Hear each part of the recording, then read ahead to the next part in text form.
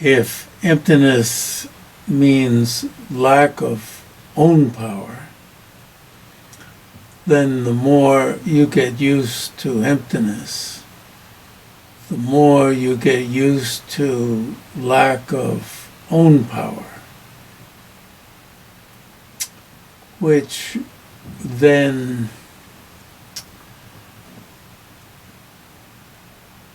you could almost say secretly promotes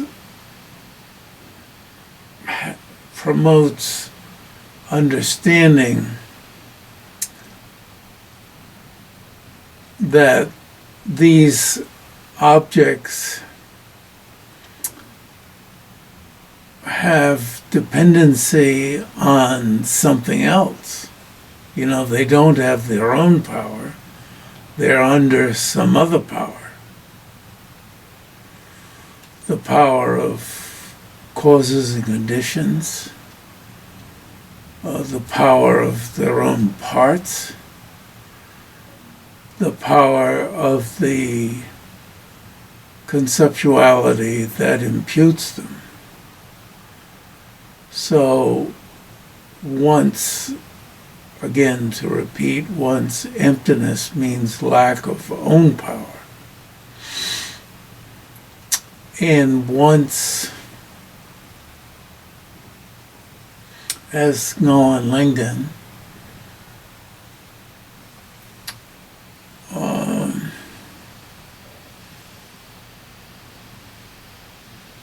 said, selflessness is not posited with respect to non-existence, like the horns of a rabbit. It's posited with respect to things that exist.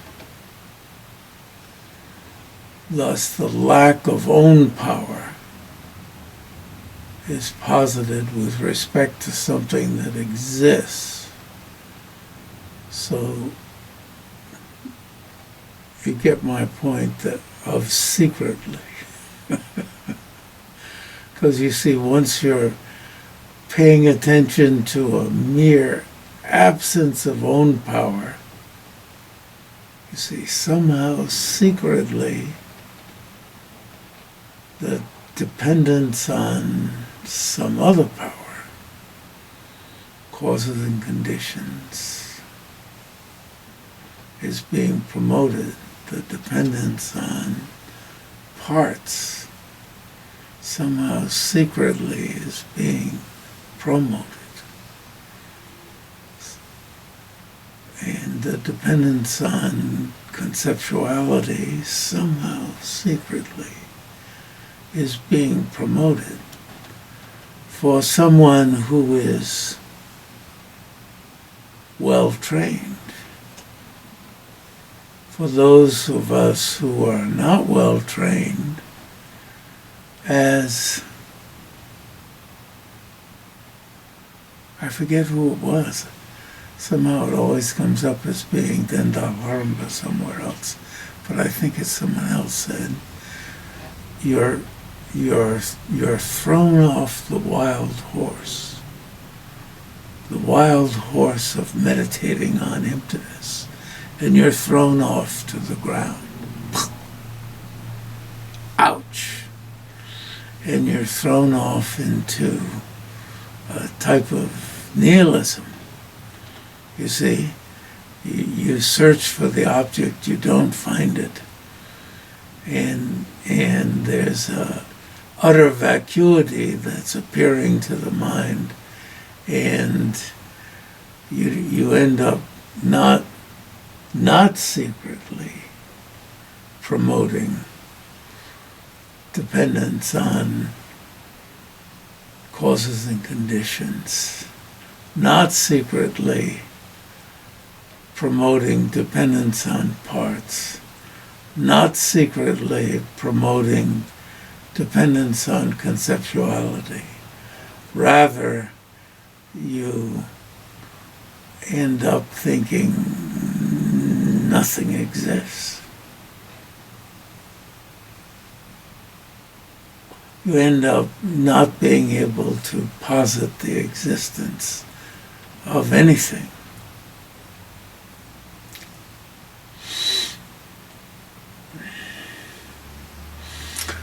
And so you have to keep getting up on this wild horse of meditation on emptiness. Keep trying. If one has that kind of thought in meditation, is the that kind of what? That kind of idea, and Yeah. they're meditating on Yes. it, then would the object of that mind just be posited as the non-existence of a sprout or what have you? Yeah, I guess. Yeah, it descends into that. And so being able to notice when you're losing the object is so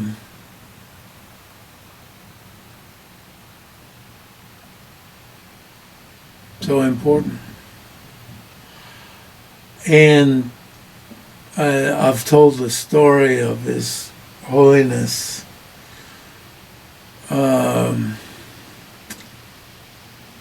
in the audience room. I forget if he was talking to me or talking to somebody else, and I was translating. And he had an armchair, and he said, as you're meditating, you go from one side he was rubbing his hand with his palm vertical. You go from one side to the other. You go to the extreme of apprehending inherent existence, holding on to the object inherently exists, and you move to the other side, that the object doesn't exist, that the object doesn't exist at all.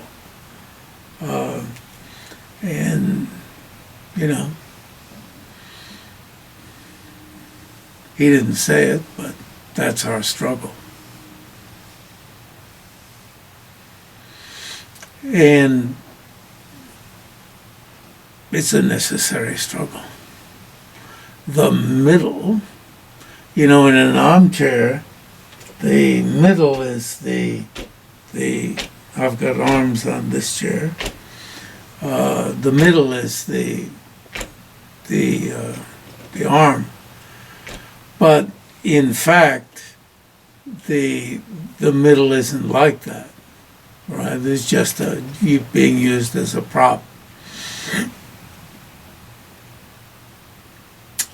We depict the middle as being between two extremes. In fact, the two extremes don't exist. So the middle is everywhere. Once you find it, the middle is everywhere.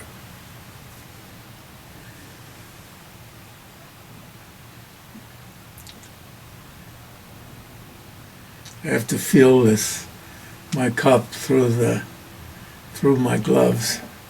Doesn't feel cooled down.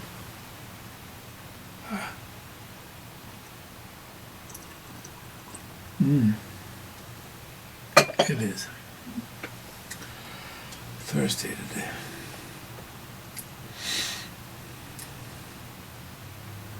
So that was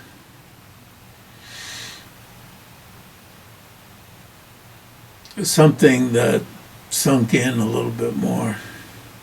Own power, lack of own power. Emptiness as, this terminology that we had a bundle of it in one of those quotes. Own power.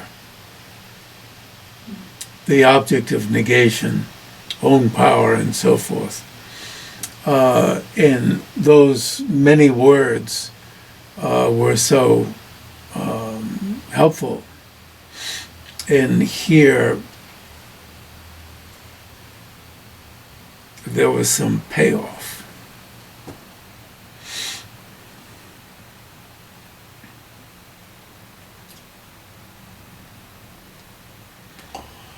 And one of the benefits of discussing these passages with you folks is, for instance, Kimball asked one day, either in email or in our gathering, about meditative equipoise, whether that necessarily had to be in direct perception or if it could be in conceptual perception, inference, or the continuation of inference, which in the consequence school is called direct perception, a type of direct perception which is conceptual direct perception.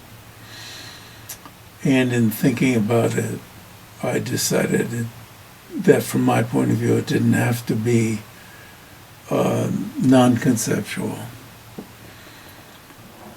which changed my comments in this chapter.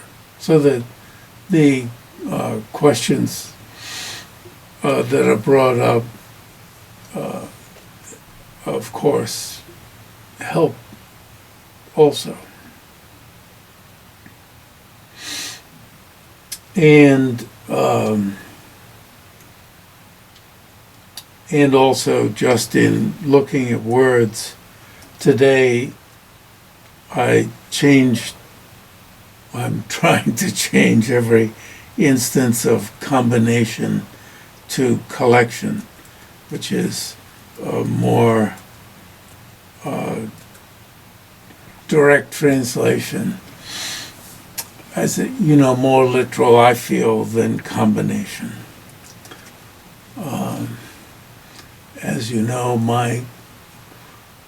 I think one of the values of my translation is it's more stodgy. You could say sticks more literal, and I'll leave it to others. There'll be a value in others being more loose. I've always felt, in fact I articulated it when I first went to Virginia, that my style of translation will stimulate many others to do it a different way.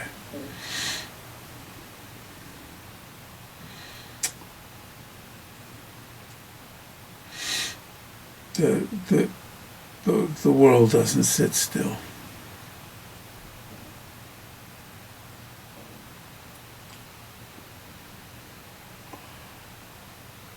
And some of the others will be, even from my point of view, better, and some worse. I'm not promoting that everybody do it my way or the highway. In issue number 43,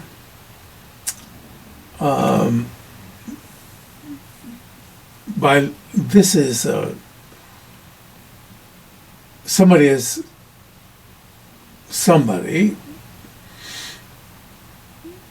probably Tan-dar-lha-ram-pa heard about this person, or maybe he thought himself, well, somebody based on what Tsong-kha-pa says in his Great Exposition of the Stages of the Path, in the section called The Great Exposition of Special Insight, might get the wrong idea from what Tsong-kha-pa himself said, that in meditative equipoise on emptiness, here we're all saying that you should be meditating on a non-affirming negative, a mere absence of inherent existence. Tsong-kha-pa seems to be saying you should be meditating on an affirming negative. Tsong-kha-pa himself seems to be saying that. Now, what Tsong-kha-pa actually is saying is, after you meditate on the non-affirming negative, the mere absence of inherent existence, in other words, you've got to concentrate on that mere absence of inherent existence. As I keep saying, in order to get the message, the impact of the absence of inherent existence, okay? That after you do that, you must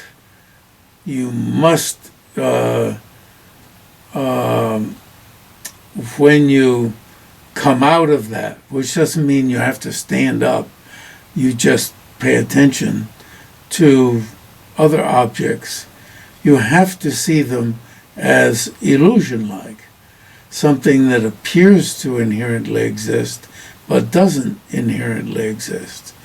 Therefore, you have to keep the impact of the absence of inherent existence, but see the object. And the object is appearing now to inherently exist.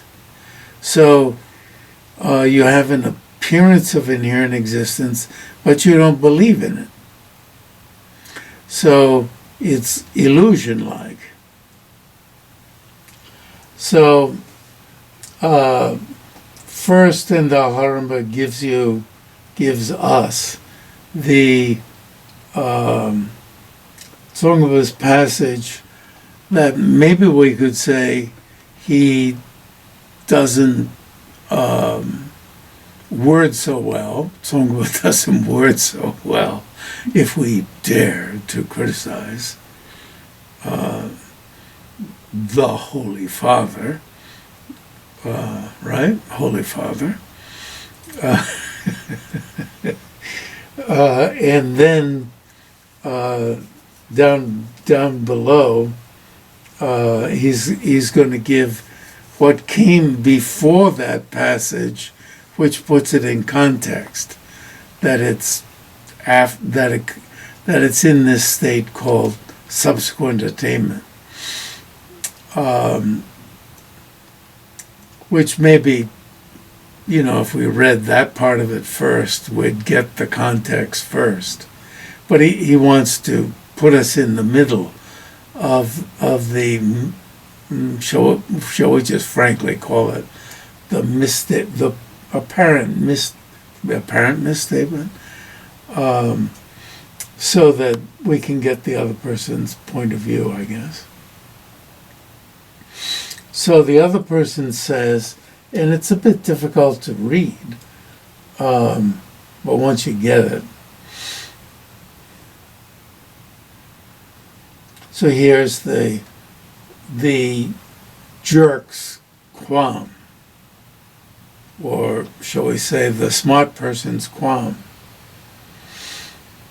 Even if this inference, realizing that my body, we're trying to get out of sprout, but is not inherently established, perceives an affirming negative, that'll be okay. There will be no fallacy.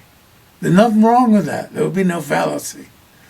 That means, since we're talking logic, we say there'll be no fallacy.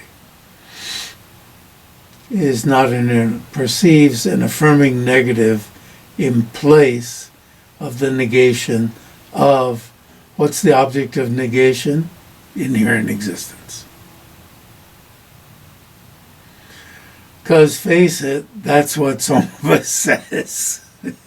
He says in place of the object of negation. That's where Tsong-kha-pa messed up. He shouldn't have used that language.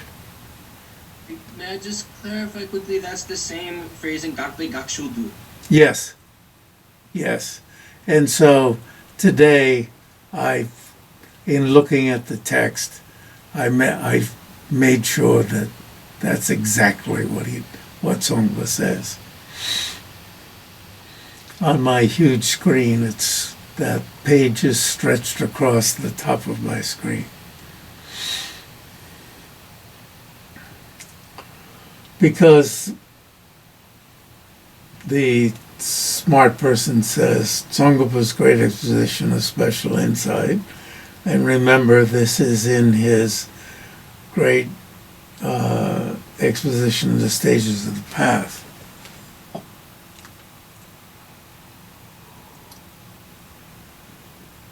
If we were going to edit his great exposition of the stages of the path, we would edit, we would change what Tsong-kha-pa said, but we don't do that.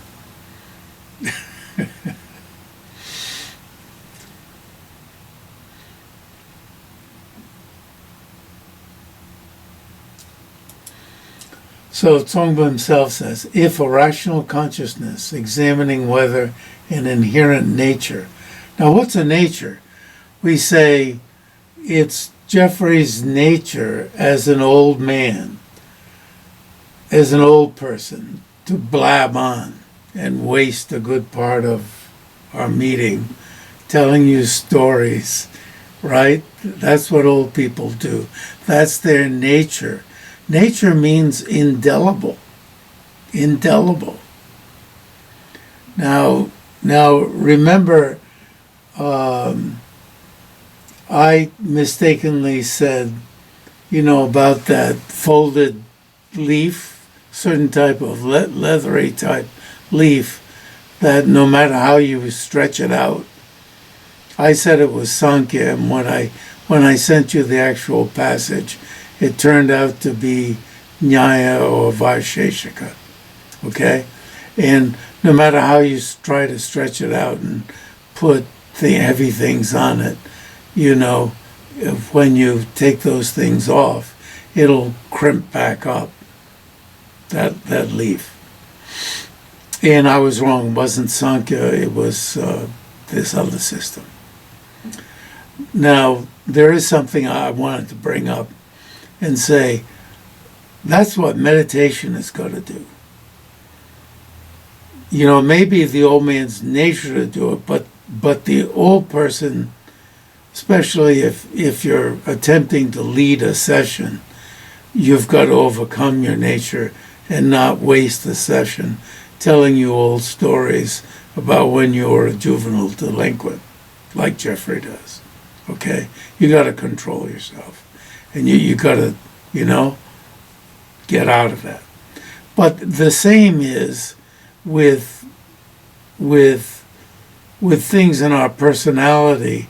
We can't blame it because I'm a WASP. I was educated as a white Anglo-Saxon Protestant, right? I can't say, well, I grew up as a WASP, and you got to put up with it. Okay?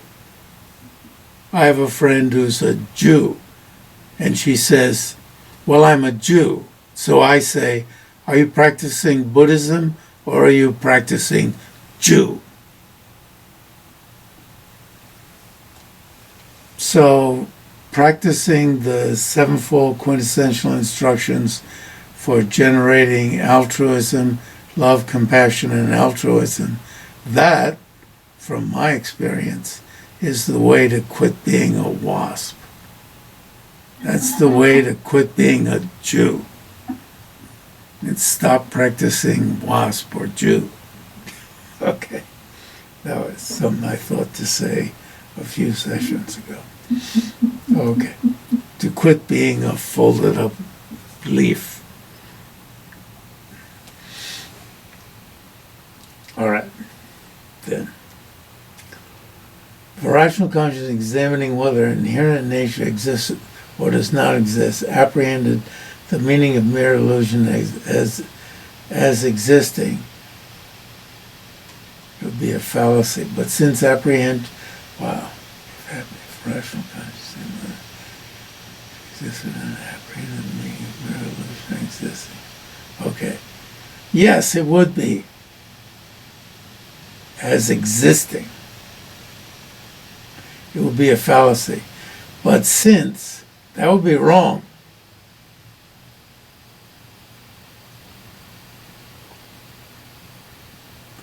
it would be wrong. But since apprehension that, with respect to things, the meaning of mere illusion exists,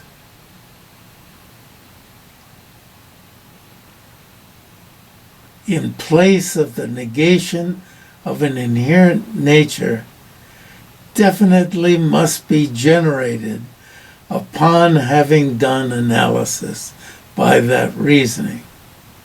This is not a fallacy.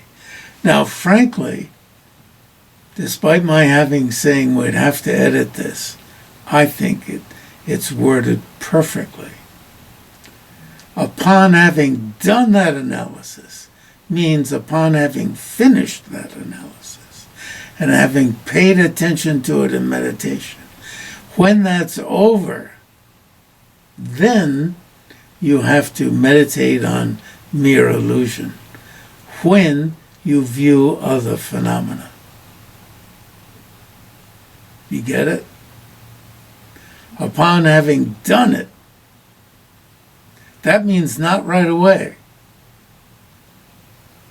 You see the past tense usage. So I had to make sure today that I check the text and make sure that it's justifiable to read that into what Tsong-kha-pa has said. And in Tibetan he says, nambar-jene, having analyzed by that reasoning. Now I can see why a smart person might read it the other way, but once it's put into context by what Tan-dar-lha-ram-pa puts down below, quotes down below, this is very important.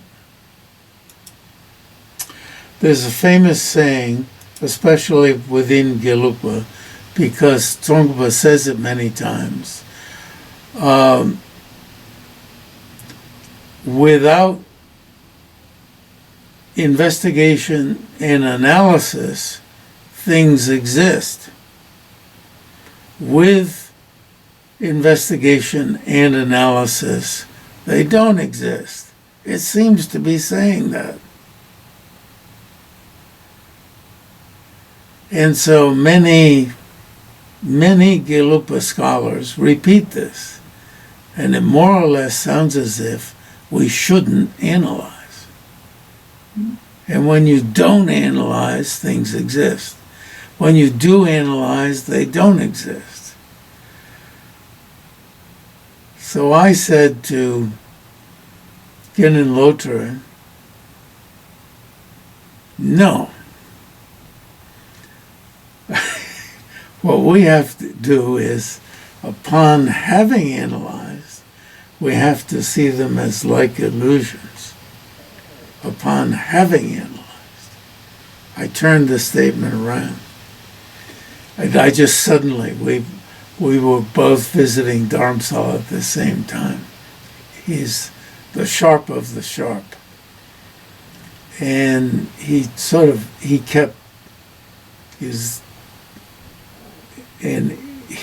just said to me, he repeated the usual line, and then I emphasized. I repeated what I said, but with emphasis, and he laughed and laughed. And he said something like, while you're here in Dharamsala, you've got to say that to the geishas. Because he knew I was right. So this is exactly what Tsong-kha-pa is saying.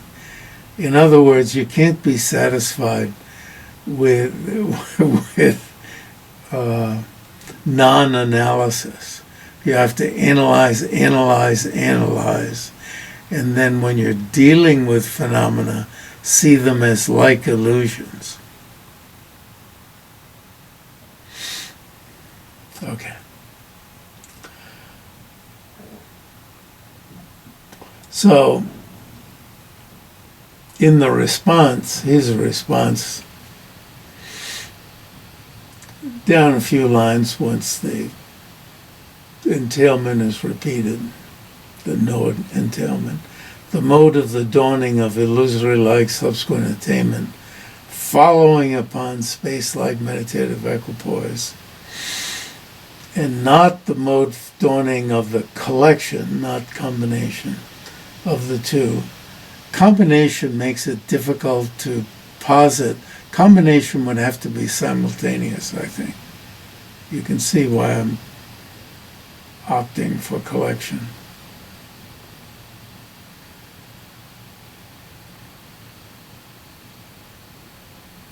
Appearance and emptiness of this occasion.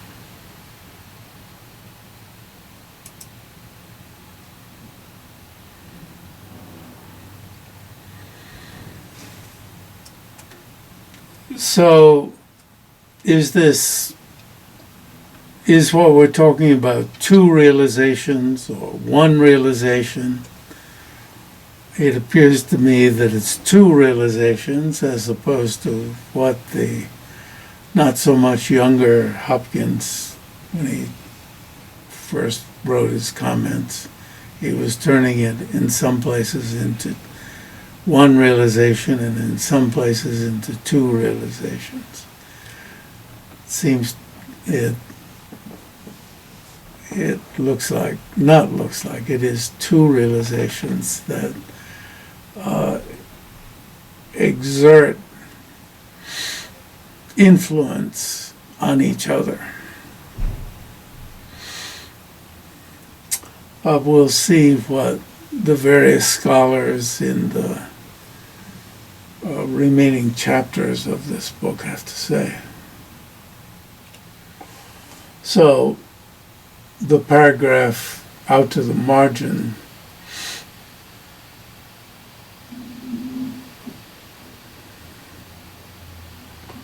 repeats what we've already been talking about. And then Tan-dar-lha-ram-pa quotes what Tsong-kha-pa said before the previous quote from Tsong-kha-pa's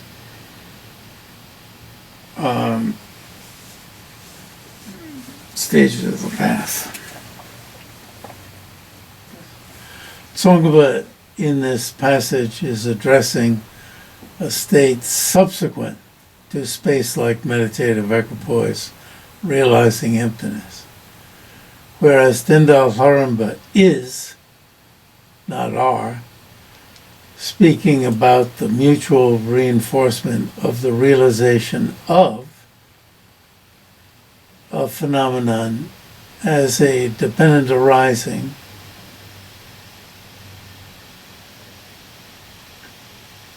and the realization, why not put in the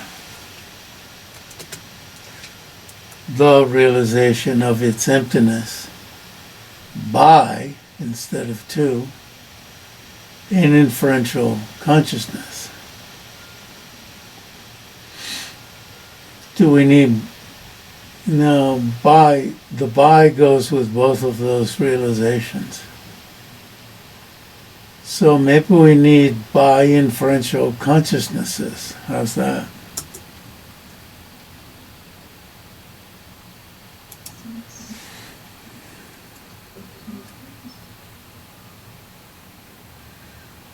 As are, wow, as are Tsong-kha-pa, instead of as is, as are Tsong-kha-pa and the other scholars,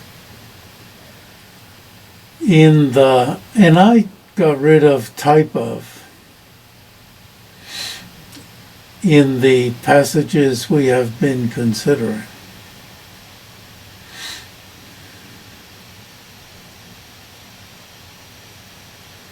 Can I ask, just in the paragraph about this? Yes. It is mentioned illusory-like emptiness. Is this a synonym for illusory-like appearance? Yes, good point. It's two ways of saying the same thing. Illusory-like appearance means appearance and emptiness. And illusory-like emptiness means illusory-like appearance and emptiness. Very good point. But again, because you were talking before whether to use the word combination or a collection. Well, a combination would be okay here. But since the word is the same, tsok, in Tibetan, nyitsok, nikitsokpa, which nyitsok is short for nikitsokpa, then I would want to use the same word. Tan-dar-lha-ram-pa's next point, and what I've put in these issues are my own way of ferreting out what Tan-dar-lha-ram-pa is doing. And he's naturally, he's the natural person in the street who's saying, okay, are you going to say this about all inferences? It kind of looks as if you ought to say this about all inferences. And I think the more I think about it, the more I think he doesn't want to say this about all inferences. Even though I say he's throwing this back to his readers, which means us, to think about this. In one way, it seems natural to say this, to extend what's being said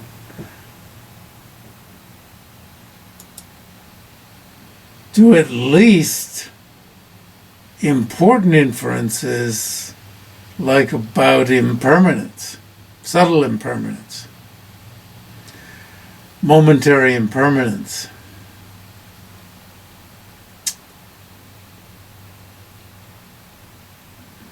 Momentary meaning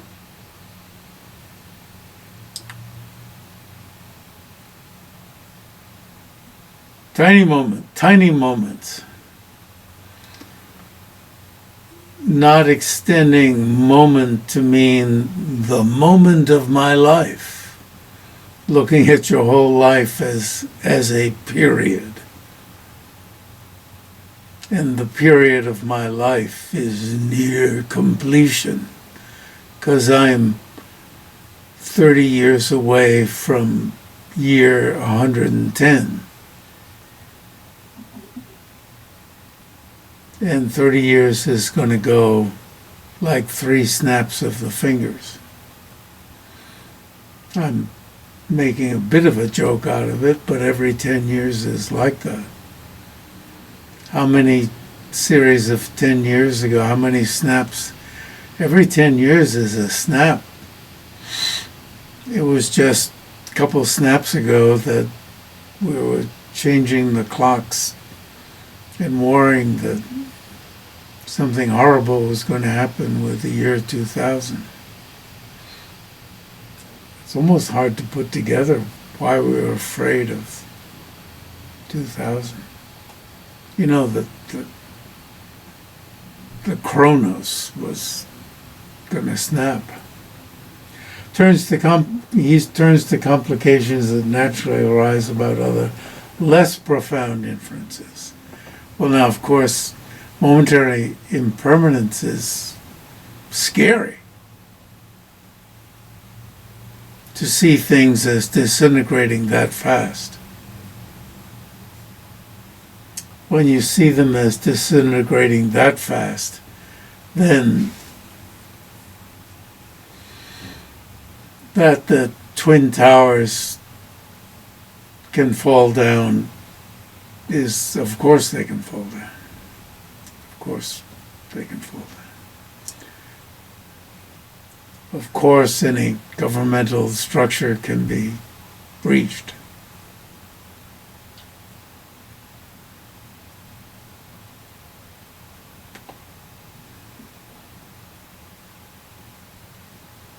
Of course, anyone can die like that.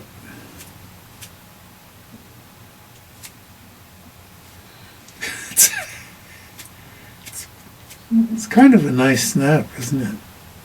Mm-hmm.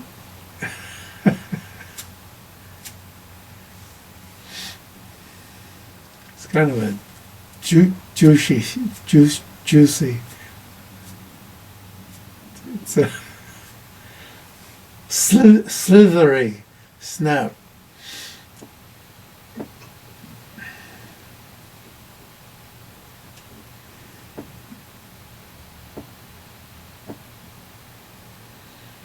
Yeah.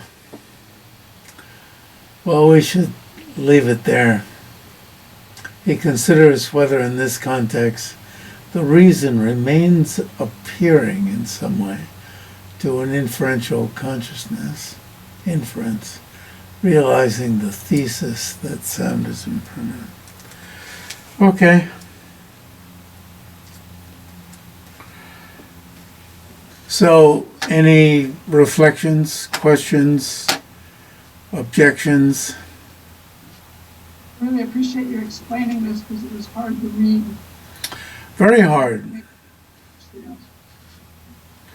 I found it hard.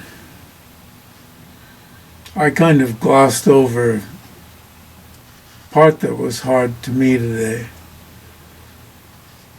even though I'd gotten over the hard part both yesterday and earlier today. As I was reading it while we were meeting today, at the beginning of our meeting, it again was hard. So I kind of glossed over it as if I knew what I was talking about.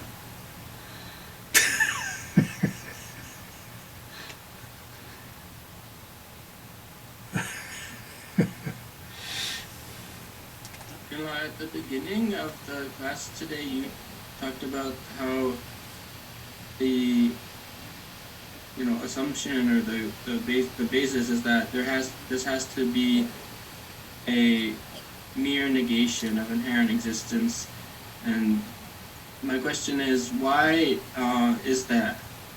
Why is it already assumed by all any qualm that comes up is in relation to, if that's not a mere negation, then there's some problem with your position on emptiness or what have you. So why is that the need?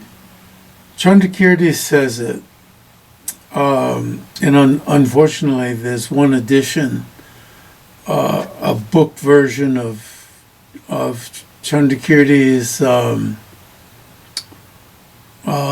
6L, of his clear words in Tibetan, that has a mistaken printing right at that point. And as I know, it, according to my limited knowledge, the term appears only once in that book. I believe I checked a thesaurus on that, I think it's called, whatever it's called, that has all of the words of that text, and it appears only once. And unfortunately, it in that that book may have been copied many times, a codex version, one of those things you can hold it, it's this out of Varanasi. That Mebar Gakba, the words were twisted in the publication. I'm just bringing it up in case that one. It's in the first chapter. That doesn't even appear in that false edition. Appears only once, but it appears in that important chapter. a non-affirming negation or negative. And Bhava Viveka puts emphasis on it. So those two speak to it. That's where the tradition comes from. And then Tsong-kha-pa, of course, emphasizes it greatly. And I think it's because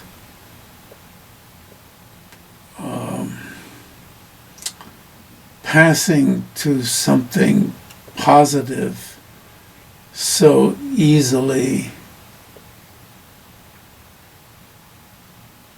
doesn't bring, I keep saying bring home the message, doesn't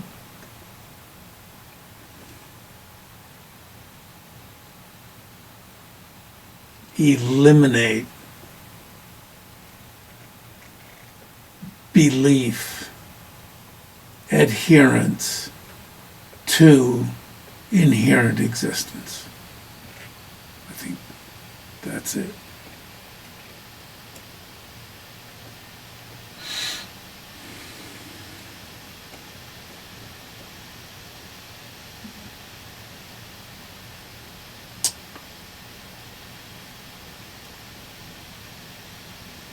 And I also,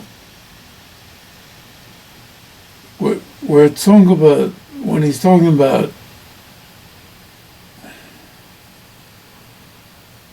when he talks about broadening the mind with respect, broadening one's awareness with respect to emptiness, in Tibetan, Donyila, I think that I've got the word order, Donyila lo kya kyeba, or lo Donyila kya kyeba,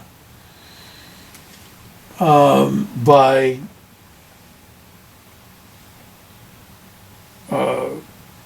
learning, or whatever the word is, the various approaches to emptiness in Nagarjuna's 27 chapters. That's fascinating. Whereas hearers and solitary realizers use only a few reasonings and haven't, as I say in English, broadened the mind with respect to emptiness. There's something very profound in that.